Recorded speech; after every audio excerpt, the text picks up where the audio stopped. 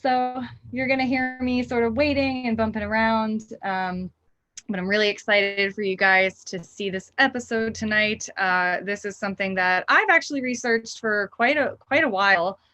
And it's something that I used to talk about when I would do tours in Salem, but I never really got to talk about in any other venue. So I'm actually pretty excited to talk to everyone about this tonight. And I won't get started in earnest again until people actually show up and I see that people are watching and that I have an audience, because I do want to make sure as I am doing these that everyone who wants to watch it is able to see as much as possible, because that is live etiquette. So let's see here. And I don't see that I'm live yet on the Facebook page, so I'm gonna stall.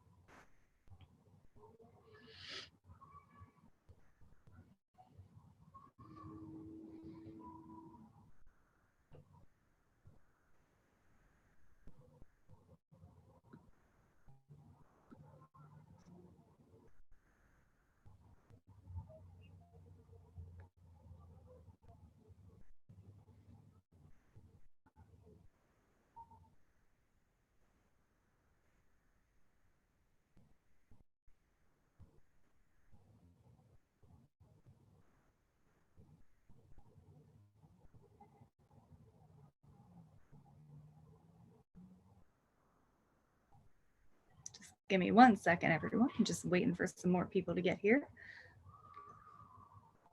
because it says I'm live, but I want to be able to see all your beautiful comments before I really get going.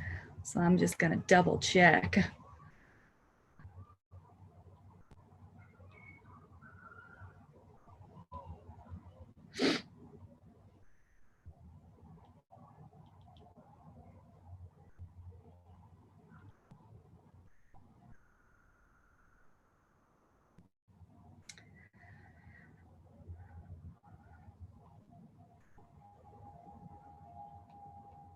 But let me tell you, this has been a bit of a learning curve, pivoting with all of everyone out there.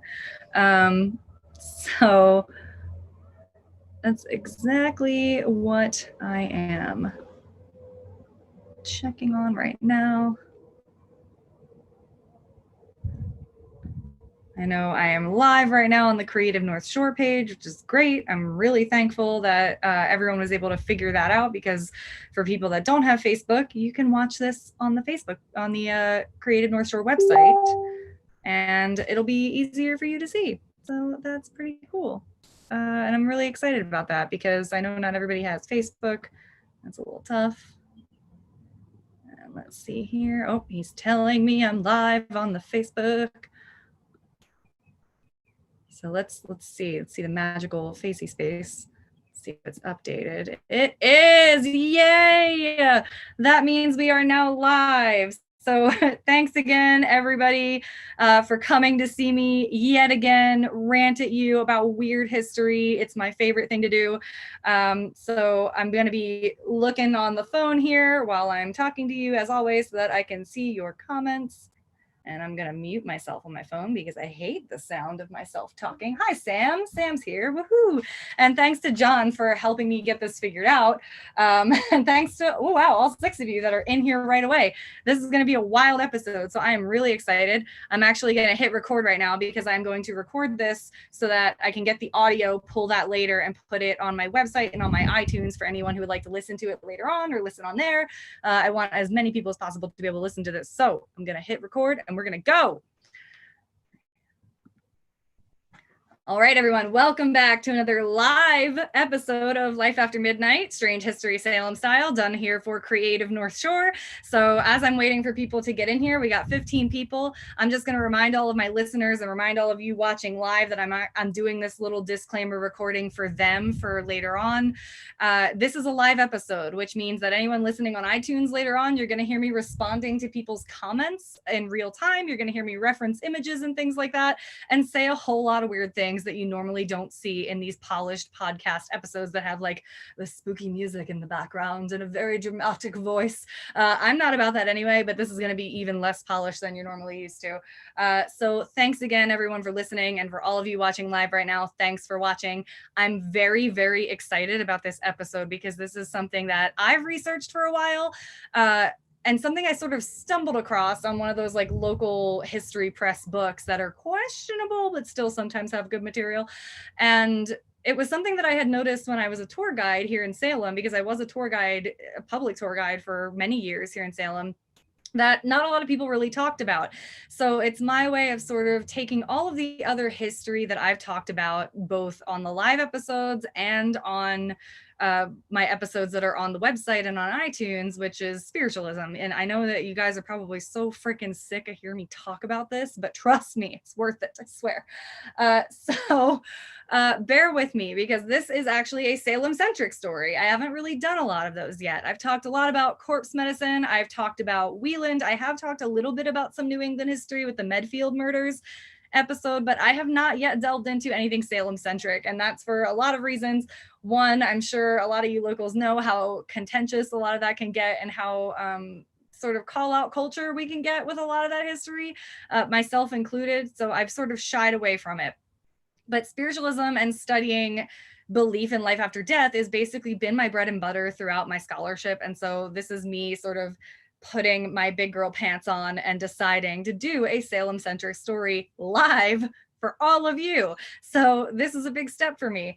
I haven't really done that since I did tours. So here we go. This episode is titled Under His Skin, The Life and Death of the Salem Seer. And yes, there was somebody who was known as the Salem Seer.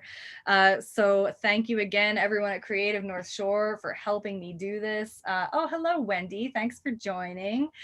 And here we go. So obviously, I just said, you know, you've been tuning in. You've been hearing me talk about spiritualism, mediums, Lady Marjorie, which Lady Marjorie is wild. If you haven't watched that episode, just go freaking look up Lady Marjorie. So basically, I'm going to give a bit of a background about spiritualism again. So if there is anyone that has already heard that, I apologize, but I want to do it for people that haven't heard that in case I have any first-time viewers. It's going to be brief, though, and it's going to include some things that are more relevant to this story that maybe you guys haven't heard of before. So hopefully there'll be some new content in there for you when we really get into it. And so I'm going to relate to you the subject of tonight's episode now, a man that a biographer known as George C. Bartlett referred to as the Salem Seer. He was born Charles Henry Foster, this Salem Seer, in 1833 in Salem, Massachusetts. And from what we know, he had a very, very interesting, but actually slightly depressing life. So it is going to be a bit of a feels trip, this journey. But, you know, we get into that all the time. Most of what we know about him does come from a biography that was actually written about him 10 years after his death by a man named George C. Bartlett. And it was very fascinating to a lot of people. And what it did is it sort of endeared people to Foster after his death. And that's going to be very important as we go along. So he's fascinating because he literally is the illustration of everything you hear about when you think of the spiritualist movement. He got swept up in the philosophical interests surrounding the spiritualist movement, both spiritual and scientific, because I really do feel that it is a combination of both. That's very important. The spiritualist movement is a combination of the emotional connection to that and the scientific pursuit of that. So very, very important. Charles Henry Foster reached fame and renown as a medium within the movement's circles, and he then had leaders in the field investigate his abilities. He was the subject of controversy. He was eventually cast off, but I'm not going to ruin too much of that right away. And then he died a very sort of melancholy, strange death. I like to say strange, but I would say it's more coincidental because there are others that end up in his situation that have the same sorts of beliefs at the end of his life. I would say it's more coincidental, as he actually died, and the way he died ties in with another area of study of mine, which shone through definitely in Demonology, Smoke and Mirrors that I worked on with Intramersive Media for their October show last year, or I should say ours, because duh, I work for Intramersive. Hello, hi. And it became a major theme of the story for certain audiences. So even though it wasn't the caveat of that story, it became the major caveat of that story because of the interest in that subject area. And I'm not going to ruin what that subject area is to be too vague. So there's no doubt with examining the story of Charles Henry Foster that those things are entirely interconnected, the way he died and how he chose to live his life, at least in this case. But I'm going to start from the very beginning this time, because the story does need a linear sort of telling for it to make sense. So I'm going to begin by talking about Charles Henry Foster, and I'm going to do a little bit of a screen share right now so that you guys can see what I got going here. So this is Charles Henry Foster. Here we go. And this is an advertisement actually about Charles Henry Foster. So this is a drawing and portrait of that man.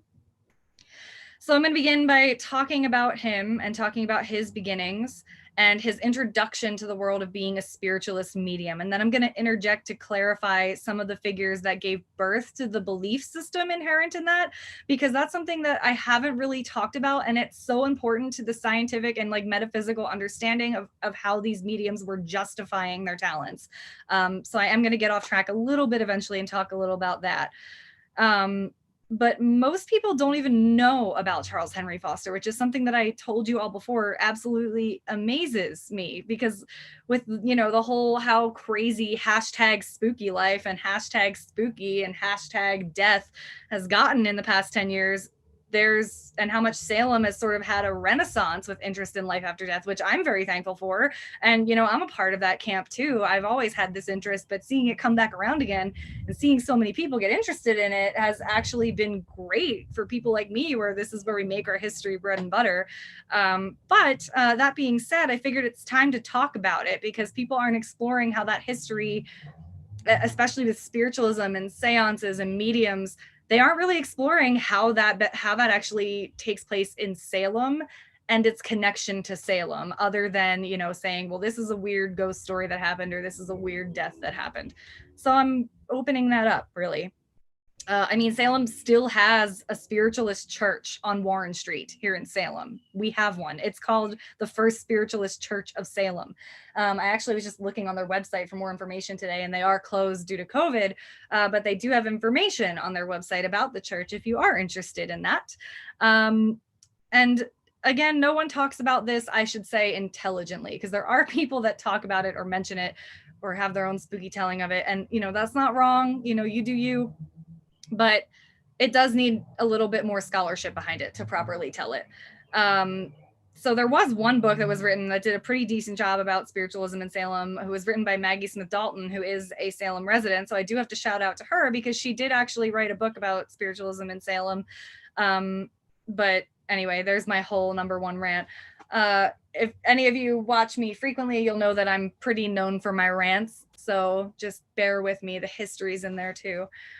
It'll be especially important as we start to take a look at some of Foster's abilities and what he was claiming to be able to do to explore some of the early thought processes in spiritualism too. The manifestation of physical mediumship versus mentalism is very important. So I'm going to talk a bit about that along the way. And then I'm going to talk a bit about Foster meeting Bartlett, how the two traveled together, and how Bartlett is pretty much responsible for the image that we have of Foster through his biography. So then obviously we have to get into the down and dirty of exploring the people who were very much claiming that Foster was a fraud and what their various claims were. And lastly, we will get into Foster's downfall and death, which also have a connection to a notorious North Shore institution that you all may know of that has been used in Carly says she's always here for the history rants, and I know that she often rants with me, so thank you, Carly.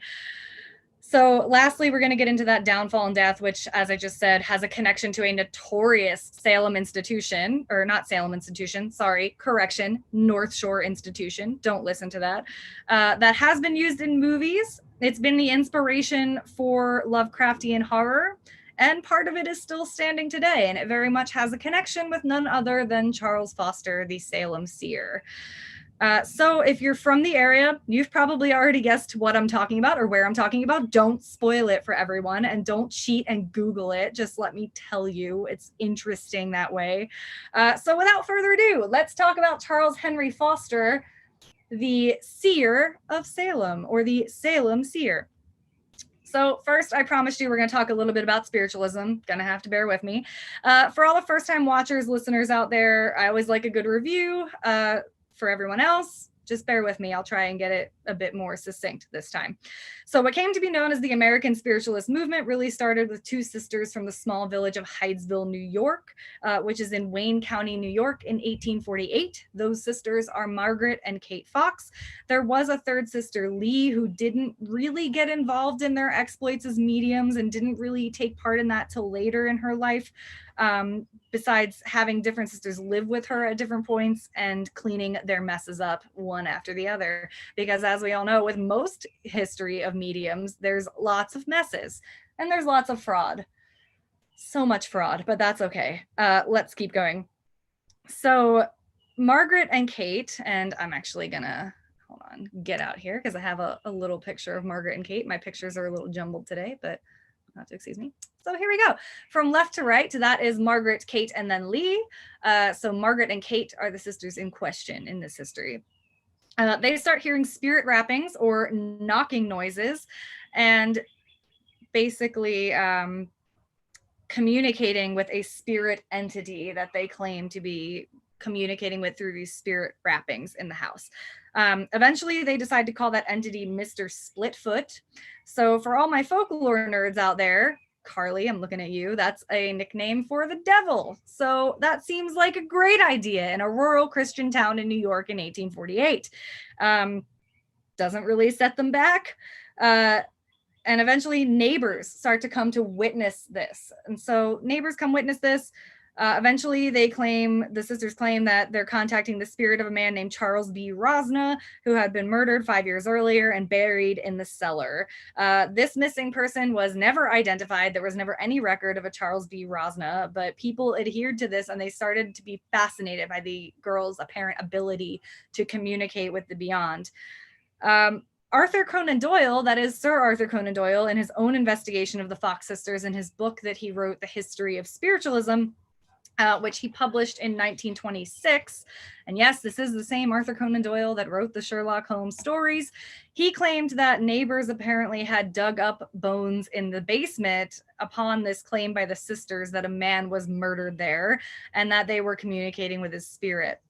I should also note for you here, for those of you that haven't listened before, Sir Arthur Conan Doyle was a steadfast believer in the spiritualist movement, who eventually in his life became president of the College of Psychic Studies. He wrote a history on spiritualism. And as I just mentioned, he became a leader for the Fédération Spiritus Internationale and the London Spiritualist Alliance. And he was a high-ranking member and supporter for the Society of Psychical Research, which was founded to investigate spiritualist mediums and then went on, as we know, to, well, he didn't help form it, but then the Society for Psychical Research went on to open an American branch. Then that gives us the start to what we know now as paranormal investigation. So Sir Arthur Conan Doyle was involved in all of that.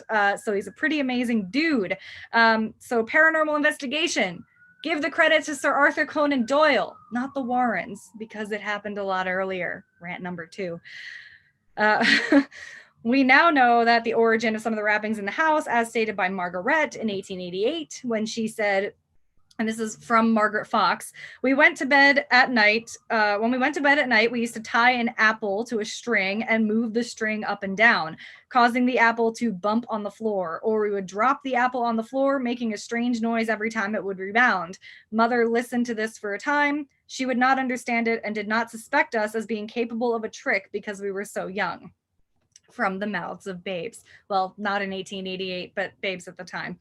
So all this being said, none of it deterred the neighbors from believing that these girls were communicating with an actual spirit. And by 1850, they were performing as spiritualist mediums all over the Eastern United States. Thus begins the birth of the American spiritualist movement. And they're performing for some well-known people, well-known transcendentalists, abolitionists, suffragists, reform circles, which actually does have a tie, and I'll talk about a little later why that's important. But as I've stated before, it's not until after the Civil War that we really start seeing the spiritualist movement take off and pick up steam and popularity. Mass death, lack of ability to have formal funeral rites in some cases, turning away from traditional religions, and a group of mediums claiming that they could contact the dead and help you contact your dead loved ones on the other side made a pretty convincing case for people. And lo and behold, they all wanted to try and reach beyond the veil. By the mid-19th century, publications start popping up to aid this, and people start attaching even more to this movement. By the mid-19th century, the movement itself started to have a developed list of basic tenets to the movement. So initially, it was just sort of a free-for-all of all these mediums claiming that they could contact the dead and urging people to come and speak to them and everything like that. But finally, they do start to come up with some basic tenets for this belief system, because it starts to replace those traditional Judeo-Christian religions that were not offering people what they needed in that moment of need and that moment of national grief. So basically, the structure of belief was as such. Some of them were that they rejected their movement being purely based in the supernatural, stating that the movement firmly upheld the principles of law. They believed that mediums could cause physical manifestations of spirit, which will later give birth to spirit photography being used as evidence. And it's still used by some paranormal experts today, as we know. They emphasized evolutionary and continual progress toward obtainable knowledge, and they believed that through the spiritualist movement, both mediums and participants were opening themselves up to answering needs that established churches could not anymore. Sorry, I have to read my notes, guys, because it's pretty complicated.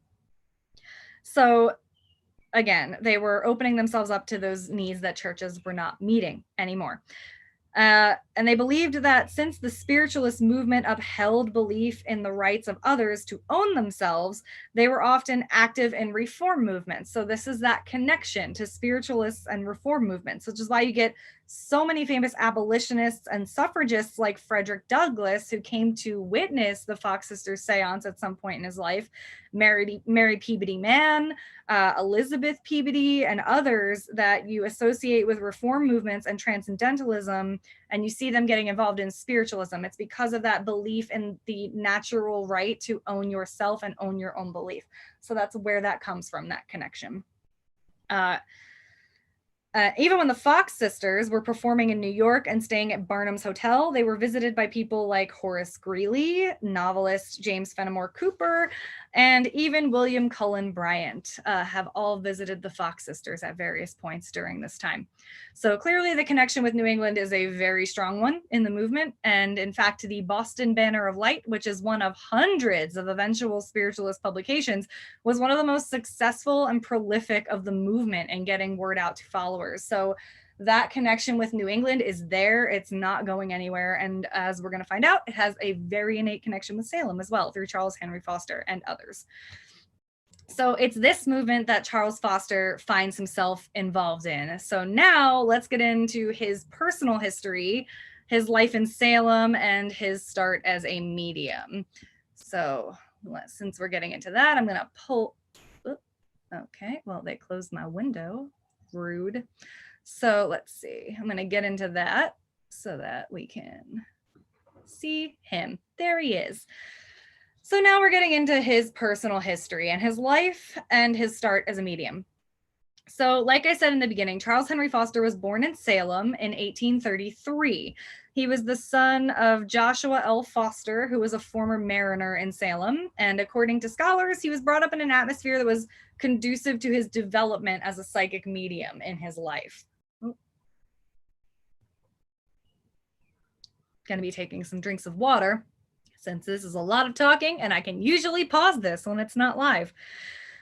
So, son of Joshua Foster, brought up in a good atmosphere. And according to Dalton, who I mentioned earlier, who wrote that book on spiritualism, he was the first true Salem psychic celebrity of the 19th century, and I tend to agree. Though I am going to point out that he is really the only strictly Salem person to reach notoriety in the way he did as a psychic medium specifically. Very important. There are certainly others from New England and mainly Boston who did as well, who may have performed in Salem. But Foster is the only Salem-born and bred medium to get fame in that way in the 19th century. So just a little bit of clarification on that point. There are certainly practitioners of spiritualism in Salem that we have record of and that were active in the movement, but Foster is the only medium from Salem to reach fame. According to Foster's biographer, Bartlett, both of his parents claimed that seeing and communicating with spirits was normal in their household, and that they assumed that it was normal for most families. And his mother even attested that she used to ask their spirit friends to rock the baby's cradle, since they couldn't afford house help when Charles was young. Excuse me.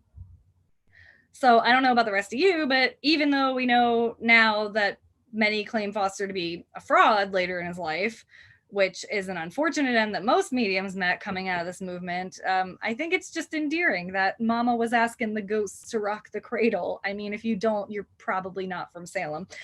And it's this power that Bartlett had to endear, and this is what I argue, he had this power to endear people to Foster's life that made people more sympathetic to him and sympathetic to his abilities after his death.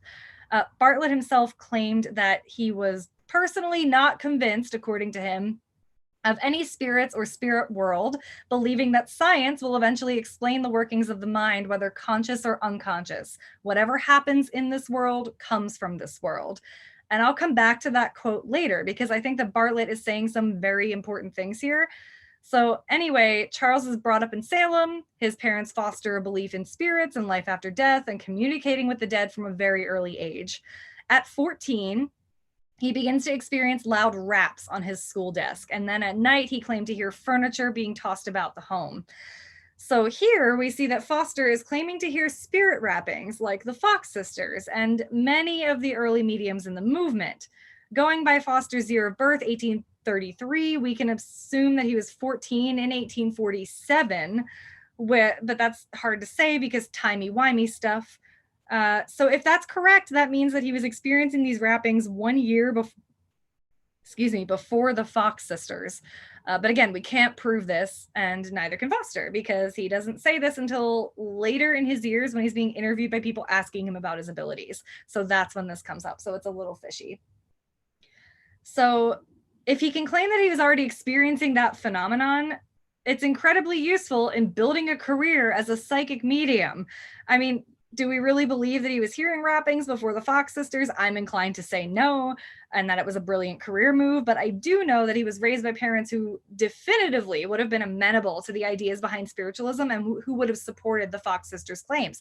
Furthermore, eventually later in his life, he would have seen things about the Fox sisters, especially if he becomes a follower of spiritualism himself. He would have seen that. Did he decide to make a career move and attribute the fact that he started experiencing these rappings exactly 1 year before the Fox sisters to himself? Probably. It's a good career move. So I also know too that this is probably what had an influence on the way he chose to present himself as he rose in notoriety. And we see this with a lot of mediums, just sort of claiming the talents of others to help spurn their own career. So that is normal during the spiritualist movement. It's normal during a lot of other things, as we all know. So for example, there's an advertisement in the Salem Gazette, and I'm gonna get that all up for you. Here we go. I want to get that up for you. So this is from the Salem Gazette, and I lost my place, on March 28th, 1843. And it reads as such: the mysterious lady, scientific and unprecedented actions at Lyceum Hall on Thursday and Friday evenings next. This writing is super small, so you're probably not going to be able to read a lot of it. You can try and squint if you want to. I apologize if it's super small. But it goes on to say that admission is 25 cents per person and that the performances are at 7 o'clock. So this person clearly did not reach the name of Charles Foster, because all we see is the mysterious lady. And if you're not reaching notoriety, they're probably not going to put your name on that, which is why we don't see a name associated with this person that's performing at the Lyceum Hall in Salem in 1843. So this tells us a few things. There were people from all over speaking at the Lyceum in Salem. Some of them were spiritualist mediums, most definitely. So this is also why I hesitate to say that there were other famous Salem mediums, because there's no proof of that. Charles Henry Foster is the only specifically Salem medium that we see reaching that level of notoriety and reaching it later on. Oh, yay, somebody figured out how to read this small writing, huzzah. So it would be irresponsible for me to say basically that there were other famous Salem mediums, and there were a ton of famous Salem mediums besides Charles Henry Foster, so I'm not going to do it. But Charles definitely grew up in a town where there were practicing spiritualists, and he was definitely primed for the kind of life that he led. There isn't really a lot out there about how Foster himself rose to mediumship, but we do have a couple of loose accounts flying around. There are claims by some randos out there that a man named N.O. Simons wrote to the Boston Banner of Light in 1857, which is odd. This whole claim is weird and odd because, one, there's no date on it. It just says 1857 as claimed by this rando. Sorry, rando. There's no record of it anywhere. I typed in everything in every database that I know of that has Banner of Light available to view. There's nothing. I literally have looked. But the letter, anyway, in 1857, claims that this Simons fellow witnessed several of Charles Foster's talents at a seance, and that during the seance, Foster became entranced with spirits speaking through him, written communications, and questions answered by raps on the table. The spirit apparently spoke for some time, and all present agreed that it was that of the deceased Reverend Hosea Ballou. So Ballou was one of the most influential early preachers in the Universalist movement. He lived in New England, but he would have been deceased 5 years at the time of this seance. Interestingly, his distant descendant, Aden Ballou, held a seance with Foster about 1862, which he wrote about in his autobiography.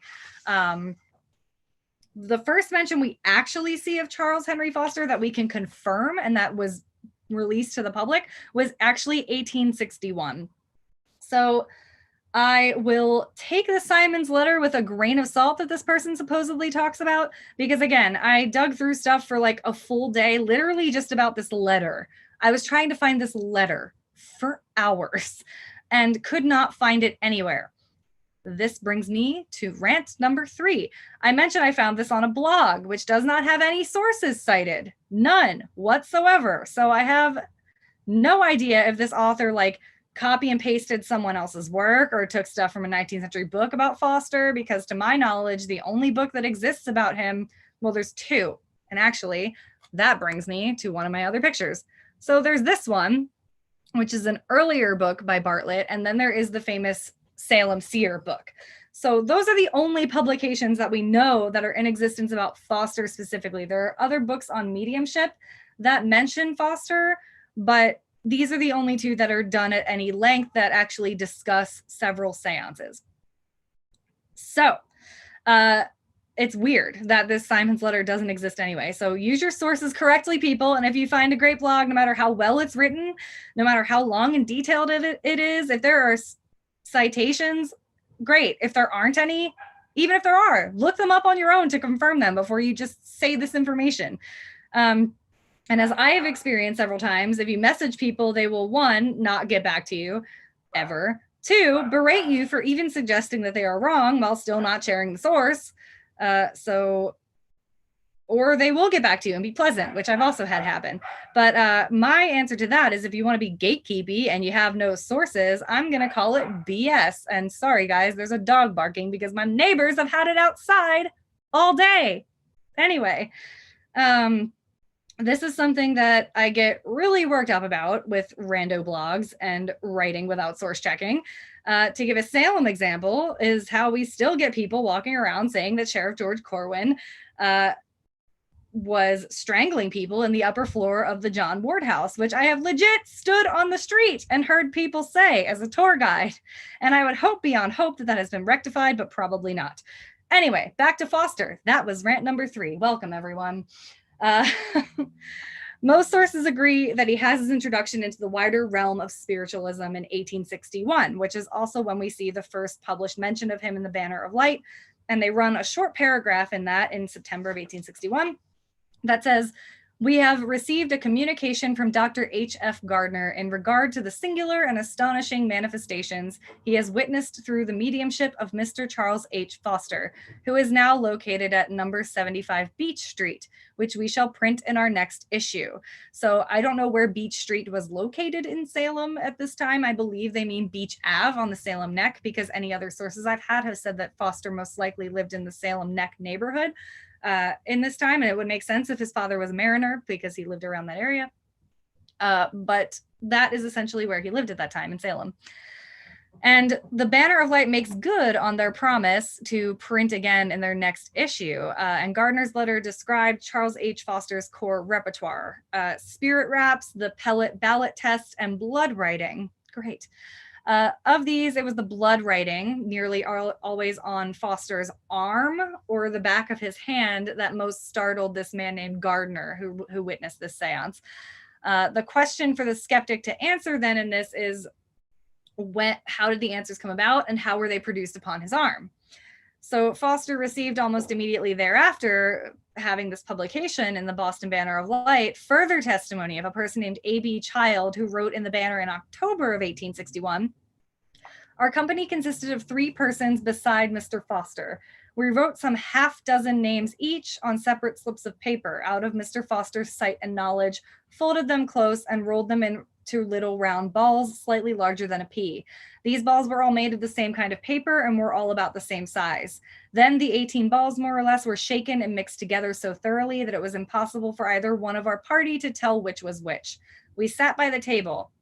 Very loud raps came in various places in the room, on the table, under it, on the floor, on the walls, and on the ceiling. These raps were so heavy as to make the gas fixtures and furniture in the room rattle and produce a sensible jarring felt by everyone in the room.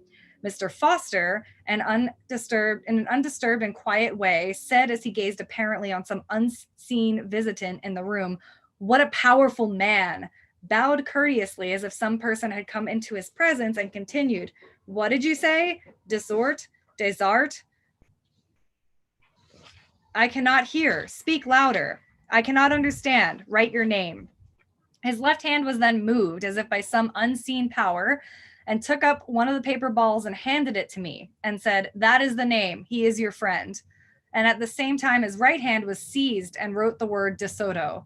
I unrolled the ball, and this name was written on it. The name has heretofore been subscribed to many communications I have received." So this is someone attesting to the fact that Charles Foster's talents are indeed authentic.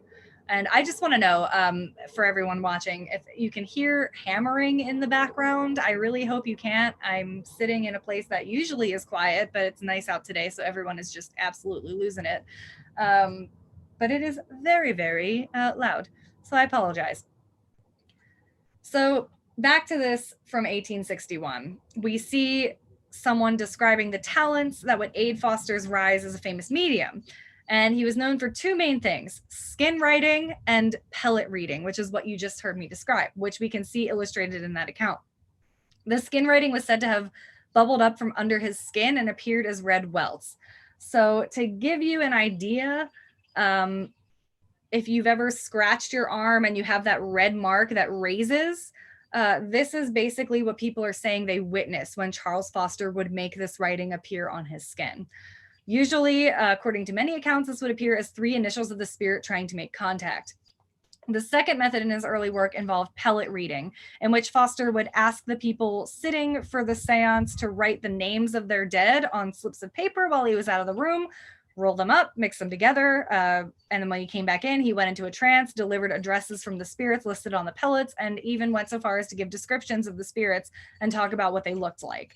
So these are the kinds of things that Charles is performing in his earlier sort of career. As far as personality, don't know much about it, only know what people wrote about him. He was apparently known to be contradictory and stubborn and would just go his own way on matters. He also apparently didn't let others' opinions bother him. And in fact, when Arthur Conan Doyle was writing about him, he actually wrote that he was not only Dr. Jekyll and Mr. Hyde, but he represented half a dozen different Jekylls and Hydes. And so here we see Foster then starting to build his reputation. And he starts performing from people in the general area here in Boston and Salem and all over the world. And we know that in 1861, he travels to England to perform, and he performs a seance at the home of a man named William Wilkinson, who is the editor of Spiritual Magazine, which is a different magazine than the one I'm going to talk about right after it, which is the one that tries to expose him and basically absolutely slams him. So he goes to William Wilkinson's home, and he is accompanied by a man named John Ashburner, who's an authority on animal magnetism and spiritualism, who also recorded that during this seance, he saw 9 materialized hands floating over the table and witnessed Foster levitate while playing the piano. So now we're seeing that Foster's seances are getting a whole lot more sensational, which is always the general trajectory for a lot of these spiritualist mediums. I'm going to pause here to explain a little bit about animal magnetism and the work of Emanuel Swedenborg and Franz Mesmer, because those are very important to what this person just said about Charles Henry Foster's seances. So it's where the scientific side of spiritualism comes in too, as I wrote in my notes, and it's what is at the heart of the later organizations like Society for Psychical Research and the American branch. So bear with me, I'll try and make this as painless as possible. It's a lot of hardcore like philosophy and physics all gathered into one, and that's not my forte, but I'll explain it as best I can. It is worth mentioning, since Bartlett in his biography calls Foster the greatest medium since Emanuel Swedenborg, that those were his words in describing Charles Henry Foster. So he's connecting him to these earlier movements. So Emanuel Swedenborg lived from 1688 to 1772. So this is showing us that scientific and rational explanations for communication with other realms and the dead is something that has a very far back reach. And actually, here we go. I'm gonna get Swedenborg up here for all of you to see. So there he is. This is Emanuel Swedenborg. So anyway, clearly communication with the dead is going on for a very long time. And it's something that I know I've talked about before in some of my previous things, mainly in the Wieland podcast. So for any of you that listen to that one, Swedenborg is very much hailed by early deists in the 18th century. So this is relevant to the entire history of spiritualism and its connection to both a spiritual belief and a belief rooted in scientific thought, which is important to remember. So Swedenborg started out as a theologian. He then went to London and Oxford, where he attended the lectures of people like Sir Isaac Newton and became entrenched in many of the scientific and religious debates of the day. He also held a seat at the Swedish House of Nobles, and he served as the king's engineering advisor for most of his life in that position. So, losing my notes. Oh, he himself then became among the world's leading scholars in a lot of these areas as well. So Emanuel Swedenborg eventually ends up in Leipzig, and he publishes a 2-volume series describing his ideas of the metaphysical. And it really takes on like hotcakes. Oh. There we go. I want to see your comments in case anybody has questions. So he publishes these books, and according to a scholar named John S. Haller, he postulated that the membranes and fluid constituting the human organism resonated with auras in the universe. Energy was not something added to matter, but was intrinsic in matter. Energy, therefore, was actually matter, according to his theories. With this concept, Swedenborg presaged the thinking on atomic particles and atomic energy by 200 years with that thinking. So eventually, these theories lead him to think to weightier subjects, and eventually that subject becomes interest in issues to do with the natural world, and mainly it involved trying to find physical traces of the soul. So he's using this idea of this natural liquid energy to see if he can find physical traces of the soul after death. So this is what Swedenborg's beliefs are. He did struggle with his religiosity in all of this. He was a very religious man. He obviously was a theologian before his time in becoming a scientist. And so there were people that criticized his work. While they liked Swedenborg's work, they were also criticizing his over focus on religion. And one of those was actually everyone's favorite transcendentalist, Ralph Waldo Emerson, who wrote about him that the vice of Swedenborg's mind is its theological determination. Nothing with him has the liberality of universal wisdom, but we are always in a church. So basically, Emerson is saying that he's skewing his own research by his religious biases. Swedenborg also liked to experiment with deep breathing and meditation. So, as he put it, in order to commune with the other side.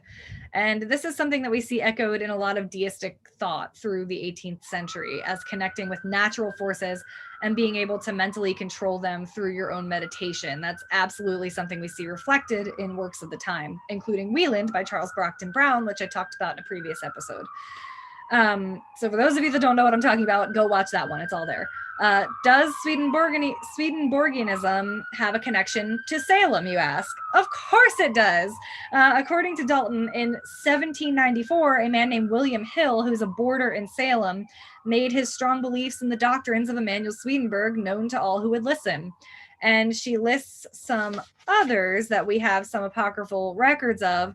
So yes, Swedenborg definitely made its way to Salem during the age of deism. There's another man who I love talking about named Jones Very, who once very excitedly proclaimed to Elizabeth Peabody while he was in her home that he was able to channel the very voice of God, and that he has, in her words, come to baptize her with the Holy Ghost and with fire. And she very kindly then asked him to get off her lawn, I suspect, because she wrote that she was very, very unnerved by this whole interaction. So you can just imagine Elizabeth Peabody asking someone kindly to get off her lawn. I like doing that. So again, Very was a firm believer, though, Jones Very, in both Swedenborgian teachings and deism, so it tracks. It's also worth noting that Jones Very suffered severely from mental health later in his life, from mental health issues, I should say. He, in fact, ended up at McLean Asylum for a time, which is what I told you all would come back to some of my inspiration for helping to craft smoke and mirrors for intramersive. Helping, that's not a word. Anyway, that helped me in sort of the inspiration in connecting spiritualism with McLean Hospital, because there actually was a connection. Jones Very was someone who believed in spiritualistic beliefs, and he ended up in McLean Asylum. So I swear it's going to get relevant by the end. On the other hand, we have Franz Mesmer, then, if we're talking about beliefs in spiritualism and how those tie to Charles Henry Foster and his practice. Franz Mesmer becomes very important in the scientific connection to the world of spiritualists. And he is seen to be the person who's largely cited improving physical manifestations or disproving them by mediums of the era. So I'm going to try to explain this as plainly as possible. Otherwise, we're going to be here all night. Mesmerism or animal magnetism are a field of study and practice developed by the beliefs and work of Franz Anton Mesmer, who lived from 1734 to 1815, roughly. He believed in something called therapeutic mesmerism as a treatment for the mentally ill. And so this is where his ideas spring from. In his work with patients, he eventually concluded that humans were a part of a series of energies. And let's get Emanuel Swedenborg out of here and get Mesmer up here. Here he is. There's Franz Anton Mesmer. So in his work with his patients, he eventually concludes that humans were a part of a series of energies and could connect with and tap into these energies using what he called animal magnetism, which he described as a kind of vital fluid. So again, these fluids and ideas of energies as matter and energies as physical.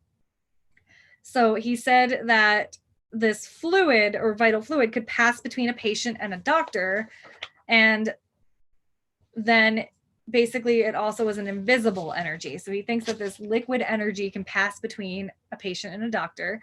He got the name animal from obviously talking about humans or living beings, and this energy flowed through, and then he added magnetism to it to propose that the effect on the human body of these exchanging energies was analogous of the magnet. So in effect, it worked that way, the same as a magnet, which is where you get animal magnetism. Cool little fact about Mesmer to break up all this heavy theory, because I know you guys didn't come here for a bunch of like metaphysical theory. Wolfgang Amadeus Mozart, none other, performed one of his earliest operas in Mesmer's private theater. So Mesmer was a very influential gentleman, even in his life. So just to break that up a little bit and give you all a bit of the light, palatable material. I don't know what I'm doing. Okay, so let's break all this down. When spiritualist mediums enter a trance, they are technically entering, and this is all my notes, by the way. I wrote this crazy theory, so bear with me. When spiritualist mediums enter a trance, they are technically entering a mesmeric state, and therefore are able to absorb the magnetic energy of those around them. We also often see that touch is an essential part of some seance tables. So in effect, they are amplifying this and allowing the medium to tap into the magnetic energies of those seated at the table directly. So if we're going with the explanation of, say, the Society for Psychical Research, this mesmeric trance is allowing the medium to receive messages from those at the table. Then you add the Swedenborgian belief that through deep meditation, you can also receive natural energies around you and communicate with those.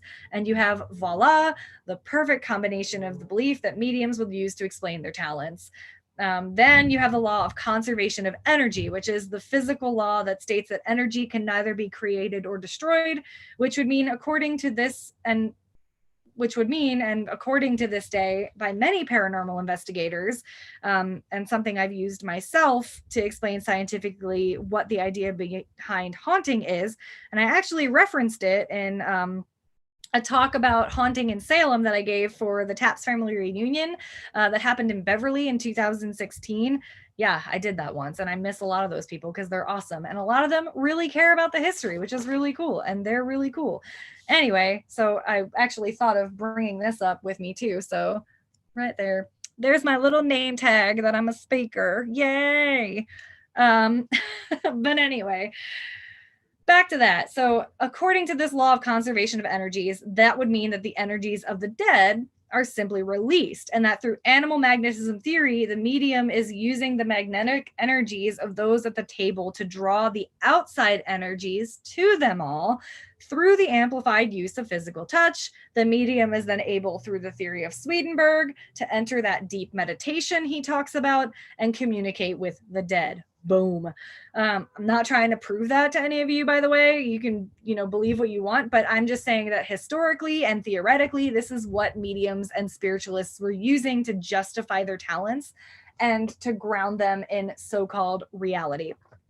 So not only in 1861, back to Foster, has Foster added this materialization and props to his routine, which he didn't before, and he was actually commended by not having to use props for his talents because he was using the skin writing and the pellet reading.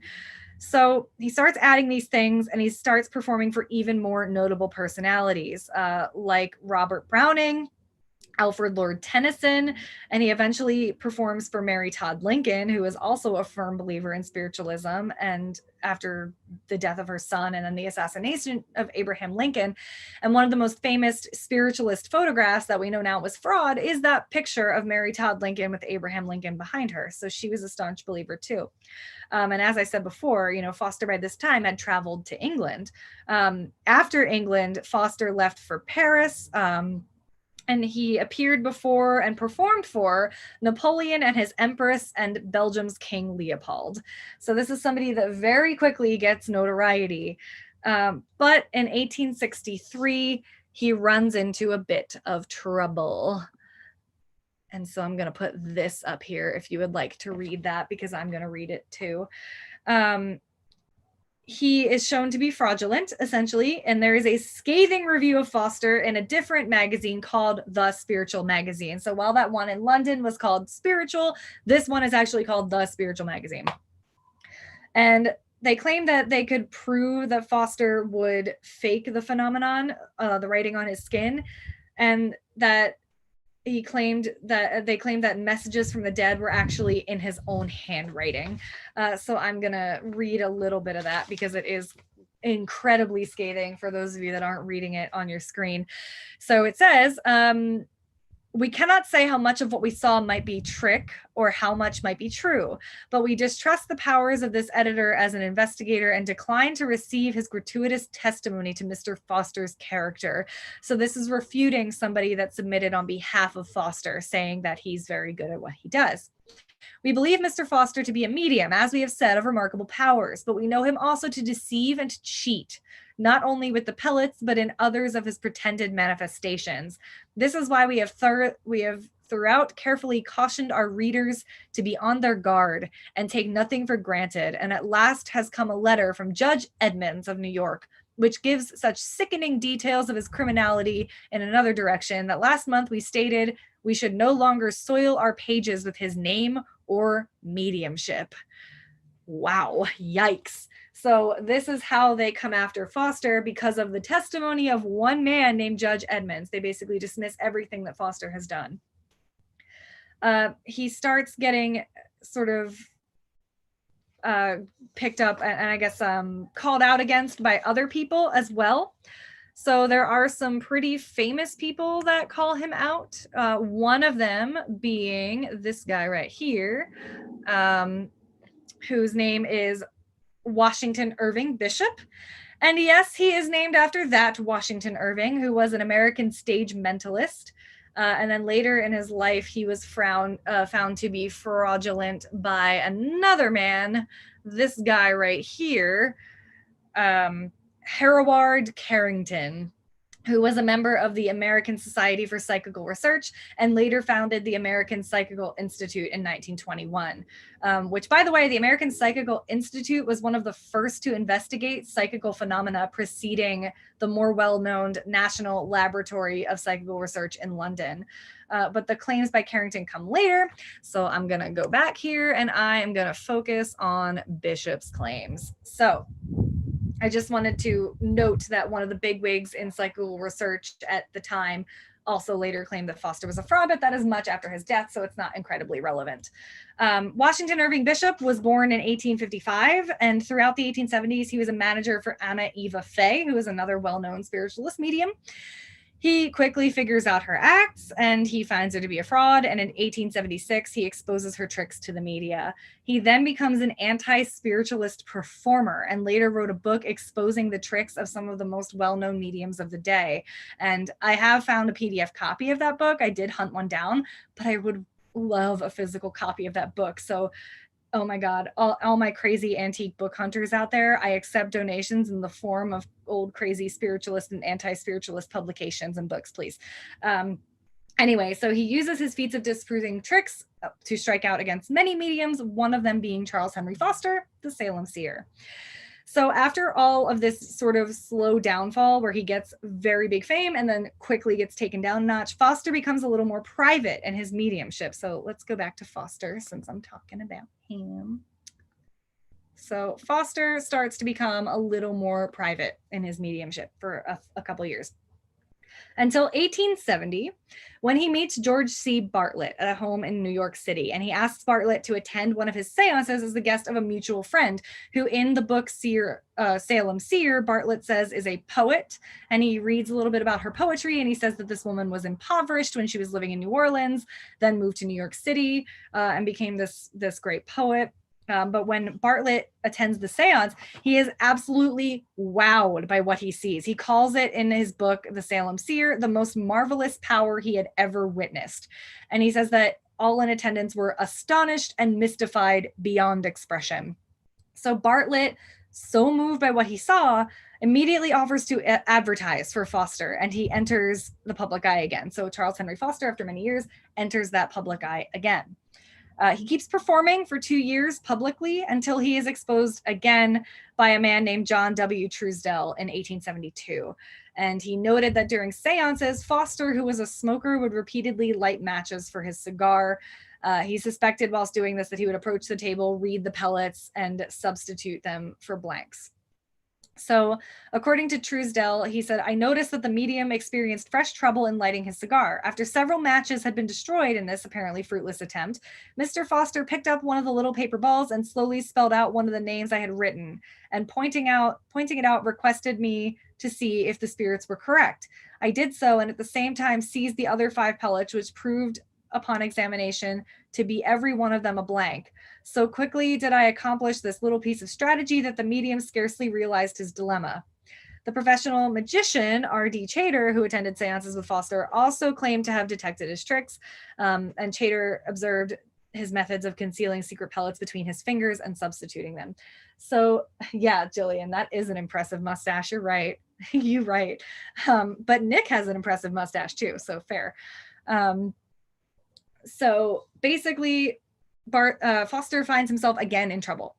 Bartlett is not deterred by this. Bartlett thinks that this is a remarkable man. This is a man that clearly has many talents. And he, again, as he said, He believes that everything in this world happens in this world. So he's not saying, Bartlett, in that he does not believe Charles Henry Foster has the ability to communicate with the spirits. He just doesn't believe it's from another world. So again, he might just be believing that physical manifestation of spirit is a natural cause. So I would like to say that I think that Bartlett did believe Charles Foster at least enough to have this ongoing friendship with him throughout his life. So Bartlett traveled with and promoted Foster for the rest of his life as a medium. But after 1872 and after that sort of Trumbell experience, his major career was all but finished because of all of these exposures and people seeing him as a fraud and a performer rather than a powerful psychic medium. Foster eventually becomes very depressed, and according to Bartlett, he became exhausted. He claimed to be tired a lot, and Bartlett would later write, his dual nature would enable him to sit in seances for days on end, and then, not surprisingly, days and weeks would come when he would turn hundreds of dollars away and disappoint the people and do absolutely nothing.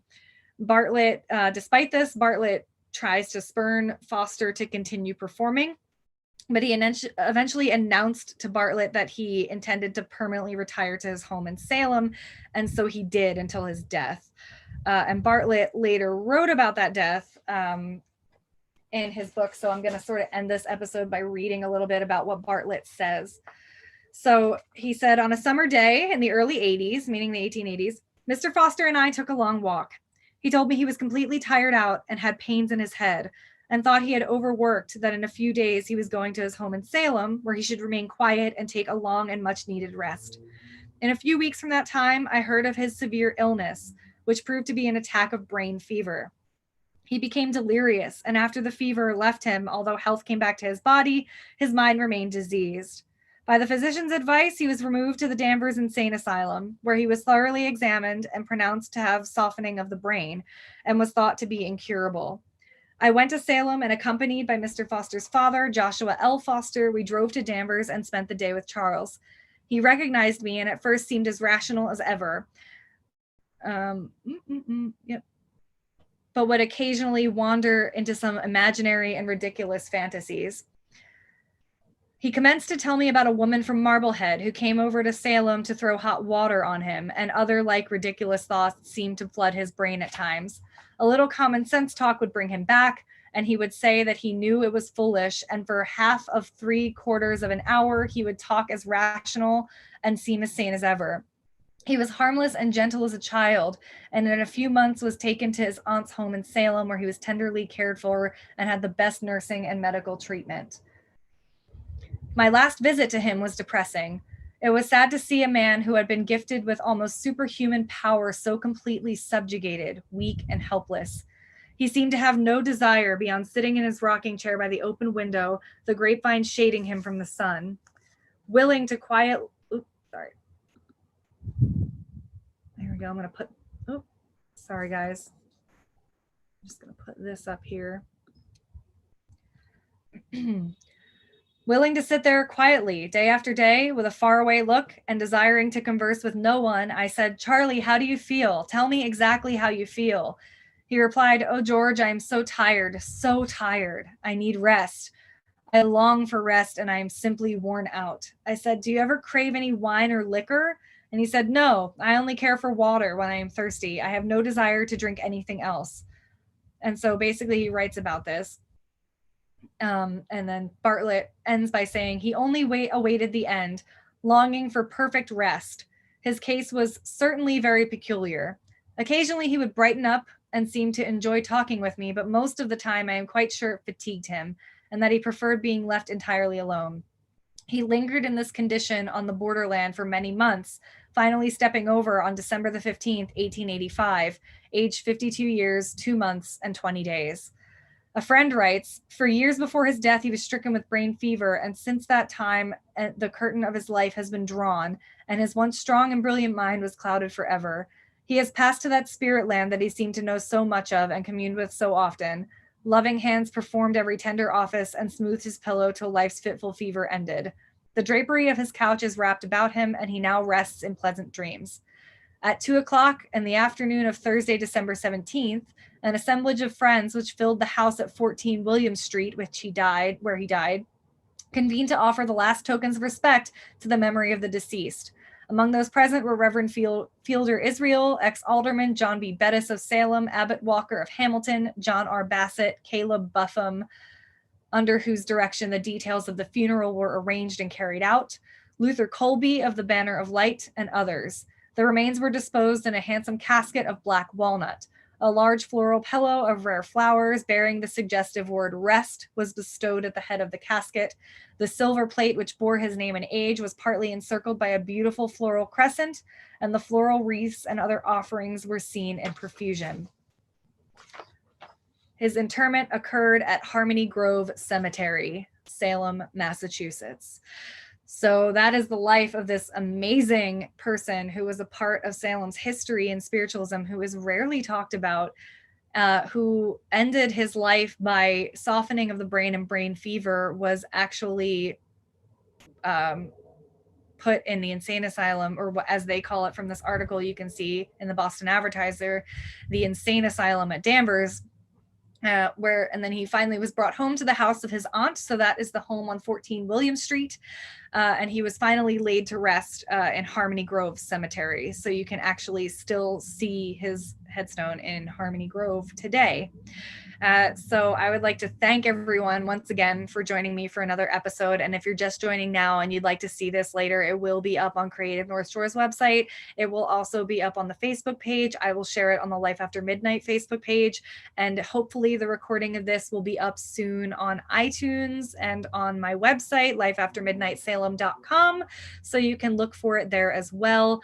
For anyone that will be listening on iTunes in the future, thank you for bearing with this live episode. And I will have all of these pictures on the website for you to accompany as you listen to this. So that's my weird podcaster voice to end the evening. Thank you so much, everyone. And I'm going to stop my share right now. And hopefully I will see you next week. As always, if you have any suggestions about things you'd like to hear me talk about, if you had anything in this episode you'd like to hear more about, ask me questions. I will definitely answer them in the next episode. And as always, stay